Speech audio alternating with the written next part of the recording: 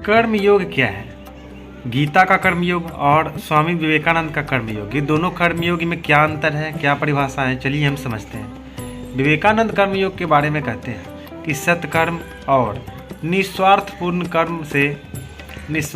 कर्म एक प्रणाली है जिससे हम मुक्ति प्राप्त कर सकते हैं। मुक्ति लाभ प्राप्त करने की एक प्रणाली है। लेकिन गीता का कर्मयोग क्या है?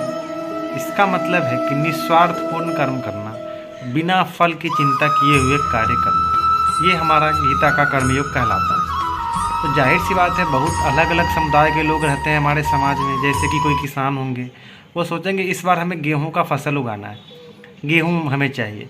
कर्म करने से पहले तो वो परिणाम की सोच रहे हैं, तो फिर ये कैसे संभव हो सकता है?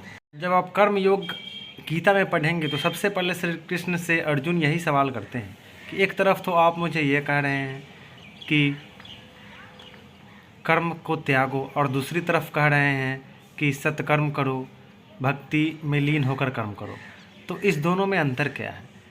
तो जब आप भक्ति योग की तरफ बढ़ेंगे या फिर कर्म योग में ही जब आप आगे बढ़ेंगे, तो वहाँ पर श्री कृष्ण साफ साफ कहते हैं भक्ति में लीन होकर कर्म करना चाहिए। ये एक सत्कर्म की बात होती है। तो बाकी जो कर्म योग से बहुत सारे ऐसे होते हैं, प्रश्न बनते हैं दिमाग में कि कौन सा कर्म सही है, कर्मयोग में कितने तरह से कार्य किए जाते हैं, क्या क्या इसकी सही व्याख्या हो सकती है। तो ये सब बातों पर हम कभी और चर्चा करेंगे। तब तक के लिए